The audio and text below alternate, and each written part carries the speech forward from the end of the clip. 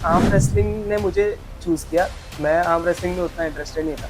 13 year का बंदा और मुझे हरा दिया उसने। एक सीवियर इंजरी है जो कि गोल्फर्स बोलते हैं, लेकिन इंजरी होने के बाद लोग क्या करते हैं कि ऐसा सोचते हैं कि चलो ठीक है, करते रहो तो ठीक हो जाएगी एक बार। दूसरा कोई नया बंदा उसको देख रहा है, उसको इन्फ्लुएंसर बना लिया, तो फिर वो भी वही सारी चीजें ट्राई करेगा, लेकिन ये बंदा जेनेटिकली इतना स्ट्रांग नहीं है। तो इंडिया में आर्म रेसलिंग को लेके बहुत ज्यादा मिसकंसेप्शन है। सबसे ज्यादा मिसकंसेप्शन यही है कि हाथ टूट जाते हैं तो लोग ये स्पोर्ट में आना नहीं चाहते। यूनिवर्सल ट्रुथ जो बोलते हैं लोग कि यही है कि अपने बॉडी से डबल प्रोटीन इंटेक करना चाहिए। आपको ट्रेन करना है, ऊपर वाले को रिस्पेक्ट करना है, वो क्या क्या चीजें कर रहा है जिससे वो आपसे ऊपर है। आर्म रेसलिंग में कोई करियर है क्या, या आर्म रेसलिंग में पैसा मिलता है?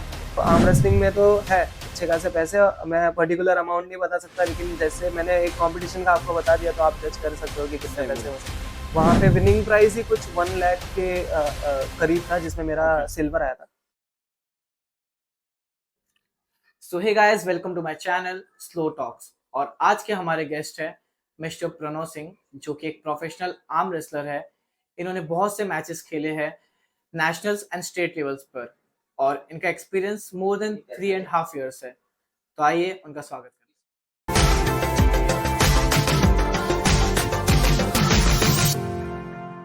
तो पहली बात है प्रणव भाई, आपका बहुत बहुत स्वागत है हमारे चैनल पे। बिल्कुल शुक्रिया भाई, मुझे एकदम ज़्यादा खुशी है कि आपके फर्स्ट वीडियो में ही आपने मुझे कास्ट किया, और मैं पूरे टेबल टर्मिनेटर्स के बिहाफ पे आपको थैंक यू बोलना चाहता हूँ। थैंक यू, मुझे थैंक यू बोलना सो चाहिए मच। आपको।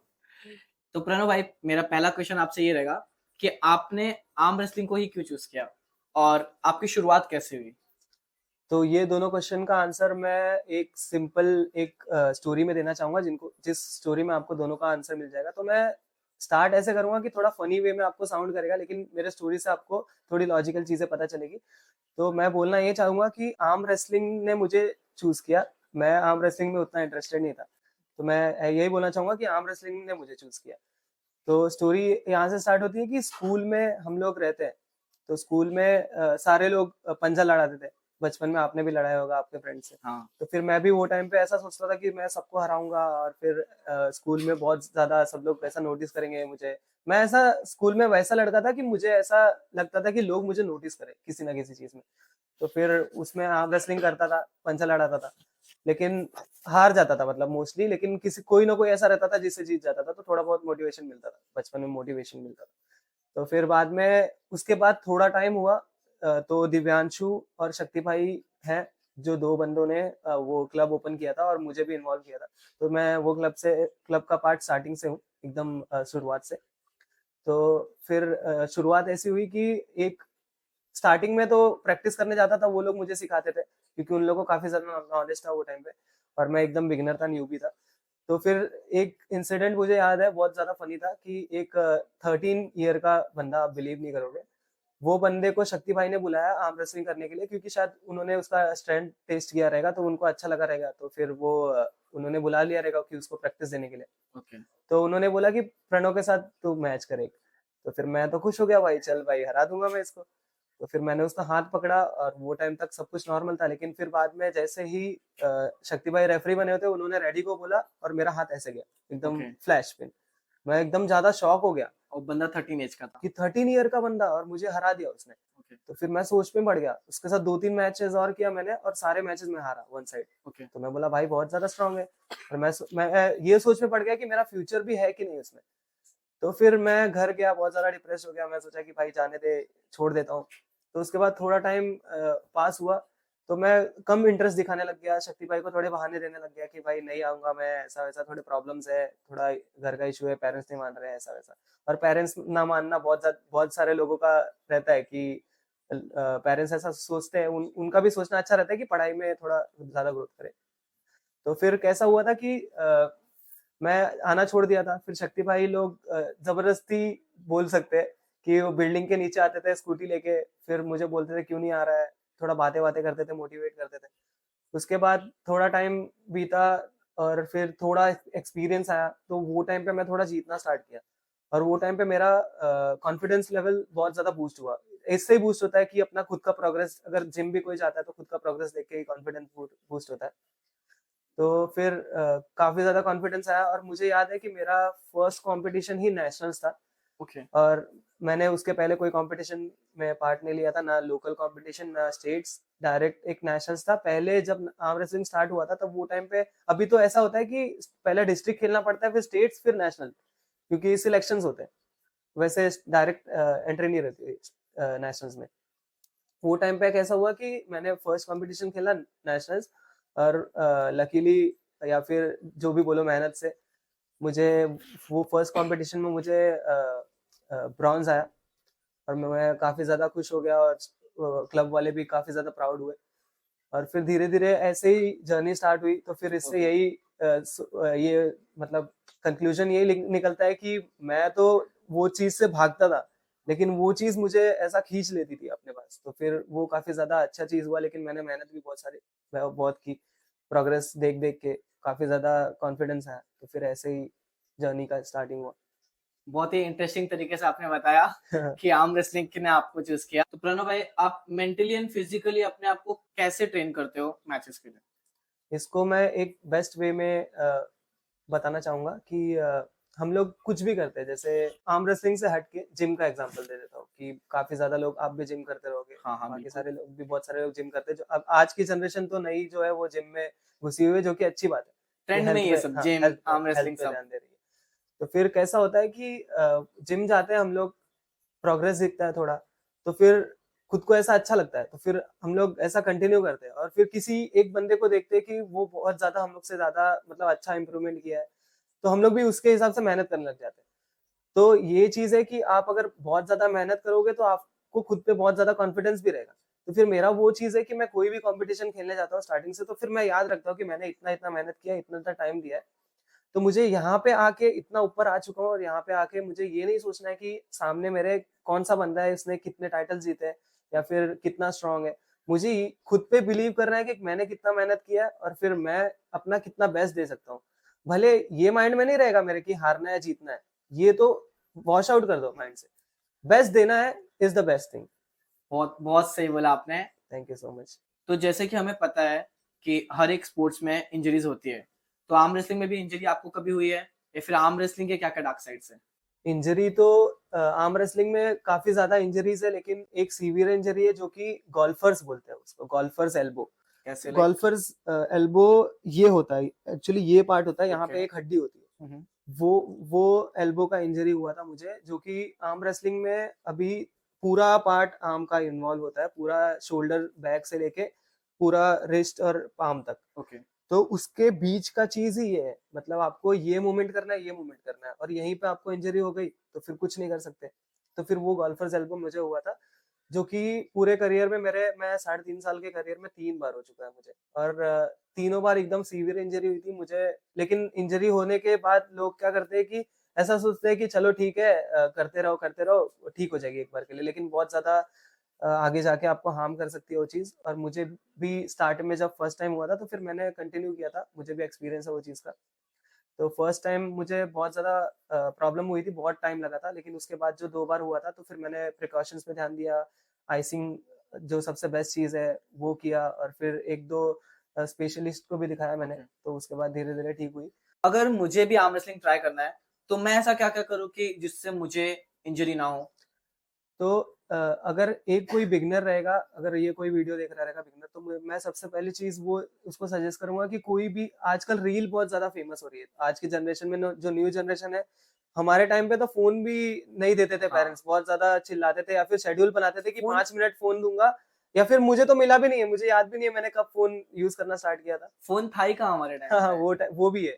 ज़्यादा स्मार्टफ़ोन्स नहीं थे, तो फिर हाँ, रील्स वगैरह तो कुछ सवाल ही नहीं उठता है। वही। यूट्यूब वगैरह था तो उतना ज़्यादा बच्चे नहीं देखते थे। जियो नहीं था। हाँ, उतना इंटरनेट कनेक्शन भी ज़्यादा नहीं था। तो फिर कैसा है कि अभी अवेलेबिलिटी इतनी ज़्यादा है कि मैंने देखा है 2-2 3-3 साल के बच्चे फ़ोन लेके रील स्क्रॉल कर रहे हैं। सही बोल रहे हैं। तो वो चीज़ एक है कि जो न्यूबी आता है आर्म रेसलिंग में या फिर कोई भी गेम में, तो रील्स ऐसा बहुत ज़्यादा इम्पोर्टेंट रोल प्ले करती है। रील्स या फिर कोई भी सोशल मीडिया, मैं रील्स के बारे में थोड़ा स्ट्रेच कर रहा हूँ कि मतलब बहुत सारे इन्फ्लुएंसर्स हैं, कोई पॉजिटिव वे में करता है, कोई नेगेटिव वे में करता है, बहुत सारा आर्म रेसलिंग ऐसी चीज़ है कि अभी थोड़ा टाइम मतलब कोई भी नया बंदा आता है, अभी जेनेटिक्स बहुत बड़ी चीज़ है ये, कोई भी गेम में, कहीं भी स्ट्रेंथ गेम या फिर कुछ भी करते हो आप, जेनेटिक्स सबसे ज्यादा इंपॉर्टेंट है।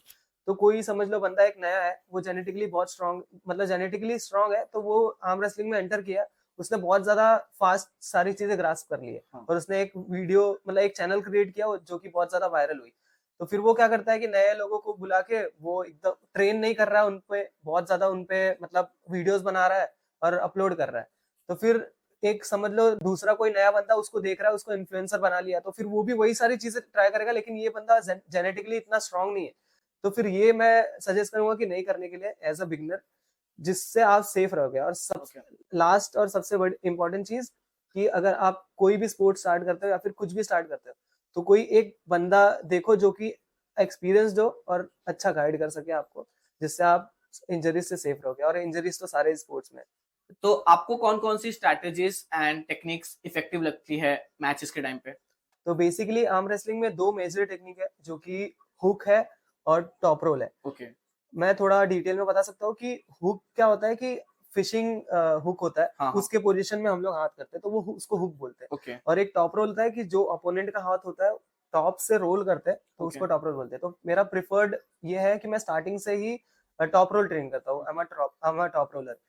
तो फिर मैं एक ही लोग मतलब दोनों टेक्निक्स पे डिपेंडेंट रहते हैं, दोनों ट्रेन करते हैं, लेकिन मैं ये बिलीव करता हूँ कि मैं एक ही चीज मतलब दोनों में से एक ही ट्राई हाँ, करते हो जो और आपको ज्यादा बढ़िया हाँ, लगे। जो मैंने ज्यादा ट्रेन किया और जिसमें ज्यादा एक्सपीरियंस है, तो फिर मैं उस पर बिलीव करता हूँ। और मैचेस के टाइम पे मैं एक ही माइंड में रखता हूँ कि मैंने क्या क्या सीखा है टॉप रोल में और क्या क्या मैं एग्जीक्यूट कर सकता हूँ, तो उसके ऊपर मैं डिपेंडेंट रहता हूँ।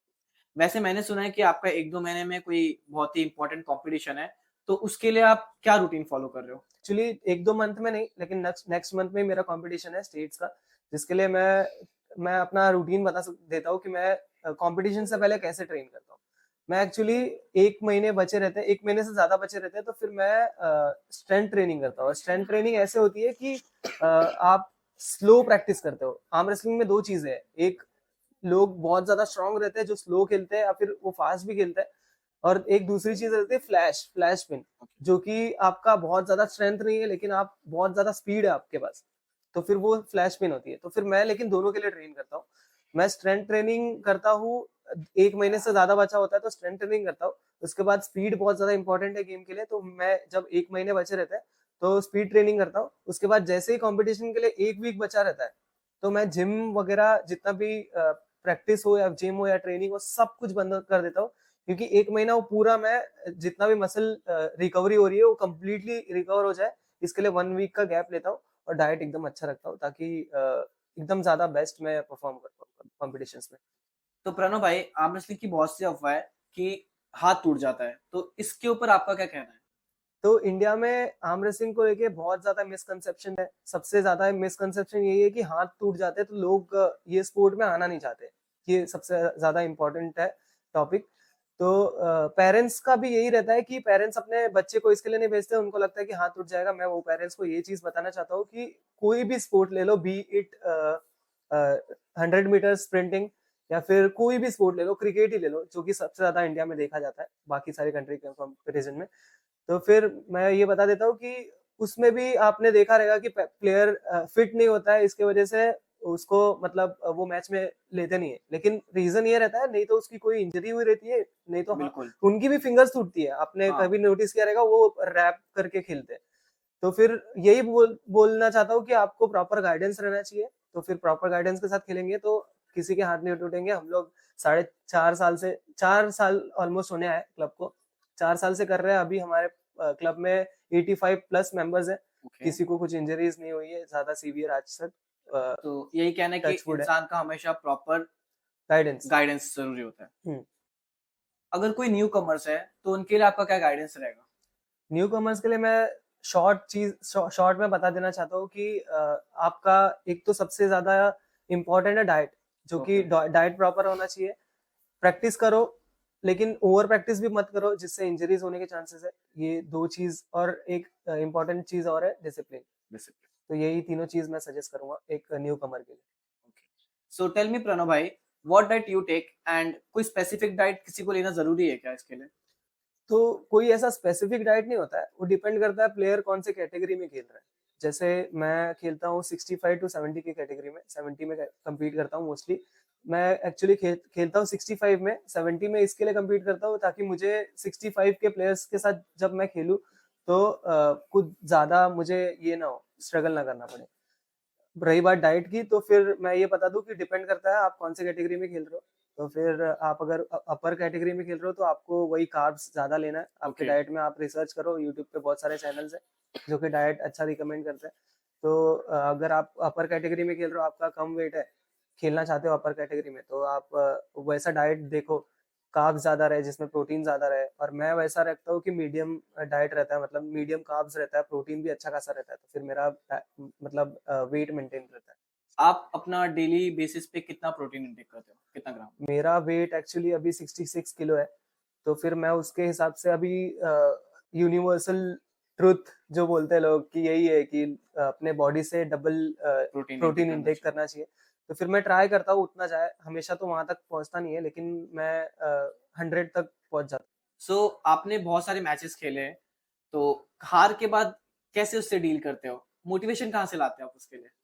तो आर्म रेसलिंग में ऐसा है कि नेगेटिव पॉजिटिव एनवायरनमेंट बहुत ज्यादा है, मतलब 50-50% मैं बोल सकता हूँ। ओके। तो फिर मैं ऐसा करता हूँ कि मुझे, मैं बिलीव करता हूँ, मेरे आप मैचेस देख लोगे, मैं बिलीव करता हूँ कि मैं अगर हार भी जाता हूँ तो फिर मुझे रिस्पेक्ट रहती है वो प्लेयर की, क्योंकि ऑफ कोर्स अगर वो मेरे से हार मतलब मेरे से जीता है तो उसने उतनी मेहनत करी होगी, उतनी ज्यादा डेडिकेटेड रहेगा वो गेम के लिए।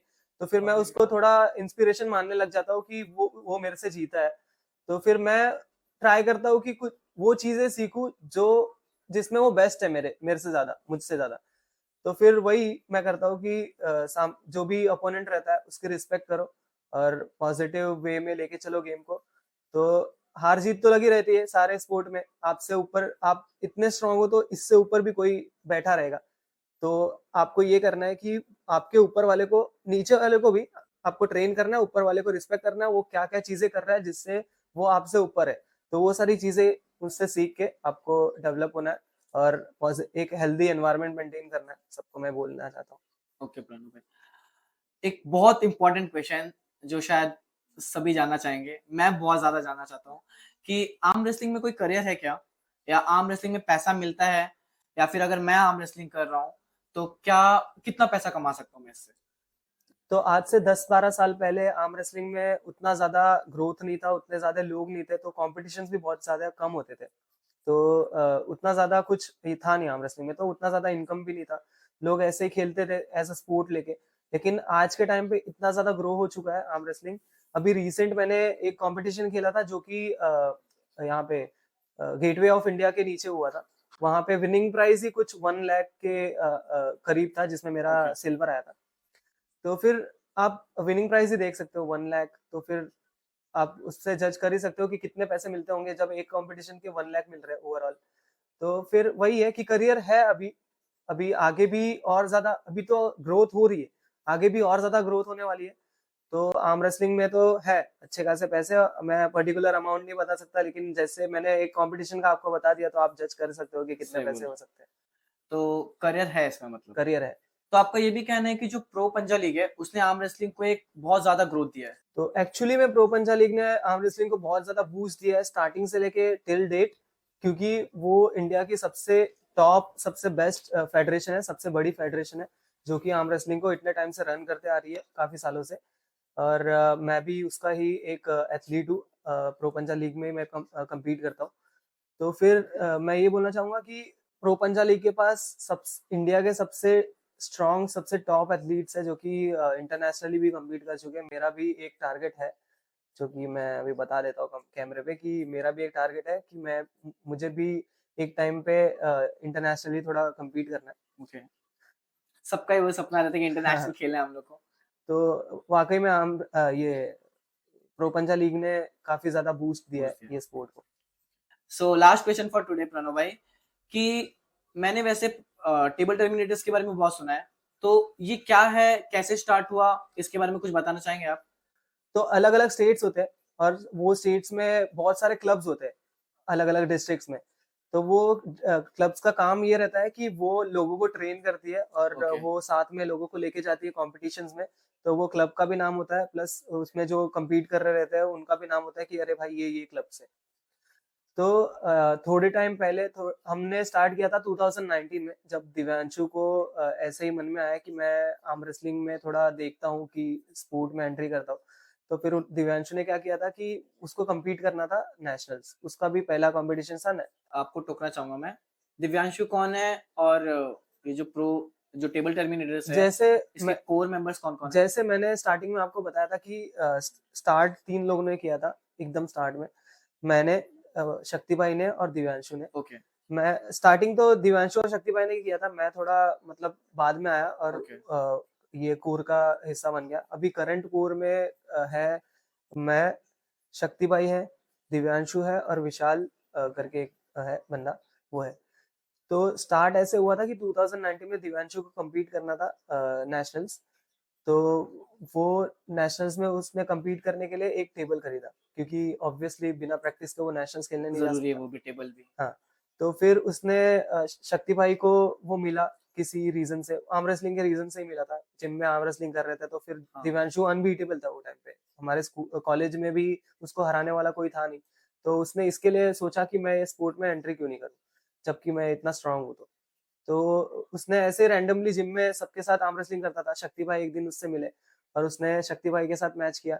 जो बंदा सबको फ्लैश पिन करता था विद इन अ सेकंड, उसको उस दिन रियलाइज हुआ कि कोई बंदा है जो मेरे ऊपर खड़ा है। जो उस दिन दोनों ने मैच किया, शक्ति भाई और दिव्यांशु ने, रैंडमली, दोनों एक दूसरे को जानते नहीं, किसी थर्ड पर्सन के वजह से मिले। हाँ, थ्रू मिले। तो उन्होंने मैच किया और दिव्यांशु ने ताकत लगाई और गेम बीच में रुका है। ओके।